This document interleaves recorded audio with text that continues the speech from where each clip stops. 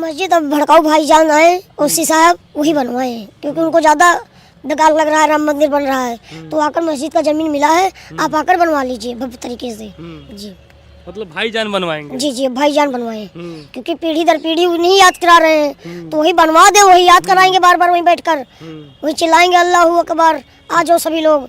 अब तो भेज रहे थे वहाँ पे पाकिस्तान में। हाँ तो उनका सबका देश तो वही है, जो मजार पे मस्तक टेकने जाएंगे और मंदिर में नहीं आएंगे तो सब पाकिस्तान के ही लोग हैं, जो बंटवारे में गलती से इधर चले आए हैं। राम ही लाए हैं वो तो ठीक है, पर राम जी का जो नेतृत्व का सेवा में जो है वो राम जी को स्थापित कर रहे हैं। राम के मंदिर को ला रहे हैं। जी राम जी के मंदिर को ला रहे हैं, राम जी के तंट से अब महल में ले जा रहे हैं। जी लेकिन ये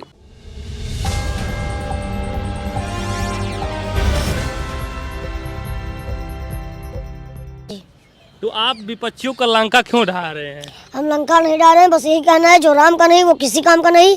180 करोड़ जनता जाग चुकी है और झूठे भड़काऊ बयान देना है तो इसे बयान दीजिए आप, लेकिन ये कहिए कि हम इससे भड़काऊ बयान देकर सत्ता हासिल कर लेंगे तो ये गलत बात है। जी मस्जिद कब बनेगी? मंदिर तो बनवा रहे हैं आप। मस्जिद अब भड़काऊ भाईजान आए ओसी साहब वही बनवाए हैं, क्योंकि उनको ज़्यादा बेकार लग रहा है। राम मंदिर बन रहा है तो आकर मस्जिद का जमीन मिला है, आप आकर बनवा लीजिए भव्य तरीके से।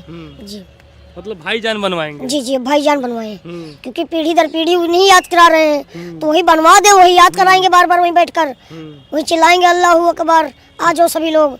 अब तो भेज रहे थे वहाँ पे पाकिस्तान में। हाँ तो उनका सबका देश तो वही है, जो मजार पे मस्तक टेकने जाएंगे और मंदिर में नहीं आएंगे तो सब पाकिस्तान के ही लोग हैं, जो बंटवारे में गलती से इधर चले आए हैं। कैसे आगे गलती हो तो कहते हैं हमारे खून खानदान हमको आजादी नहीं, उस समय तो हम नहीं थे, पर ये सब हमको लगता है जो मनी बोलता नहीं मिक्सचर है सब लोग, तो मिक्सचर लोग हैं। हाँ मिक्स मिक्स है, वो कब चले आए इधर घुसपैठिया के तरीके वो हम नहीं जान पाते हैं। राहुल जी का हाँ वो कुछ होता है जी, इटली। हाँ वो तो इटली से आए हैं, तो उनका कैसे देश हुआ यहाँ?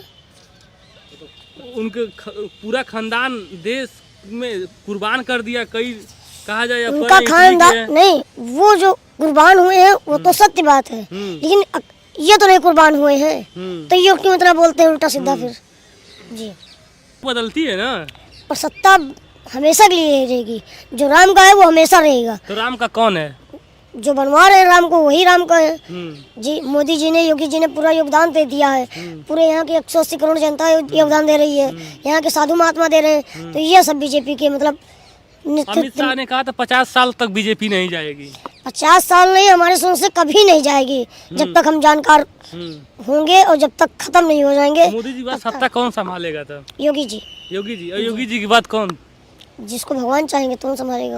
बालक दास छोटा ये सूरत दास तो नहीं संभालेंगे? नहीं नहीं, हनुमान जी की कृपा है हमारे ऊपर, हम उनके सेवक ही रहेंगे बस। राजनीति में नहीं आएंगे भविष्य में? नहीं राजनीति में नहीं आना चाहिए। राजनीति की बात तो करते हैं, ये तो सब भाई लोग पूछ लेते हैं तो बताना पड़ता है कि सही क्या है गलत क्या है बस। जी अब हम थोड़ा सा 1 मिनट का समय लेंगे। ये आप जैसे आपने राहुल गांधी को कहा ननिहाल के है, उनका ननिहाल वो इटली के हैं, वहाँ चले जाएं, वो जब सत्ता ठुकरा रहे हैं, आने से ठुकरा रहे हैं, न्योता ठुकरा रहे हैं, तो उनको बीजेपी से भी ये कह रहे हैं कि नहीं देना चाहिए। तो आपको क्या लगता है कि ऐसे ऐसे कितने नेता हैं जो राम को नहीं मानने वाले हैं? जो राम को नहीं मानने वाले हैं उनको निमंत्रण भेजना ही गलत है। तो कैसे तय करेंगे कि राम के नहीं है? जो यही 22 में पता चल जाएगा, जो जिसको निमंत्रण मिला है जो नहीं आएंगे वो राम के नहीं है, और जो राम का दर्शन करने आएगा वही राम का है। जी तो राम के नाम पर राजनीति करना उचित है? नहीं, राम के नाम पर उचित नहीं है, हम राजनीति नहीं कर रहे हैं, लेकिन बताइए जो राम को नहीं मान रहे हैं, जो अपने भगवान को नहीं मान रहे हैं, तो अपने माता पिता को कैसे मानेंगे? वो पिता को अपनी कैसे मानेंगे? तो जो वो किसी को नहीं मान रहे हैं तब उनको कौन मानेगा?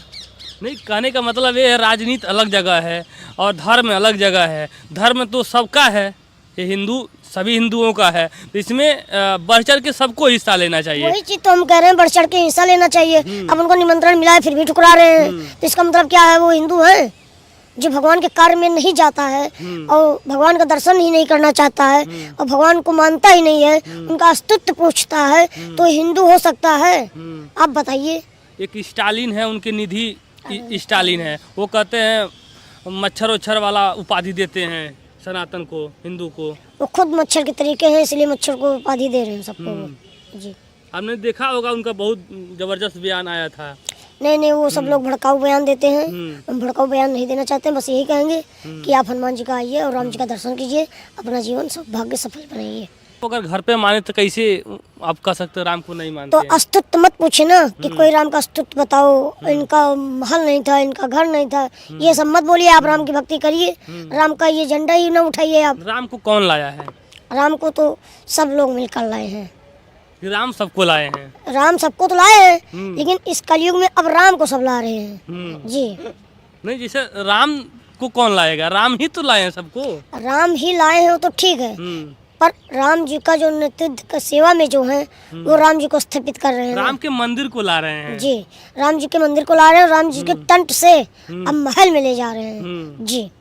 लेकिन ये बहुत सारे मुस्लिमों का आरोप है। बहुत सारे लोगों को मैंने इंटरव्यू किया, वो लोग रो रहे हैं, कह रहे हैं मेरा मस्जिद शहीद हो गया, मेरा मस्जिद टूट गया, अब मस्जिद तोड़ के बना रहे हैं। तो एक भाई को दुख दे के अब मस्जिद बना के आप खुश हो रहे हैं?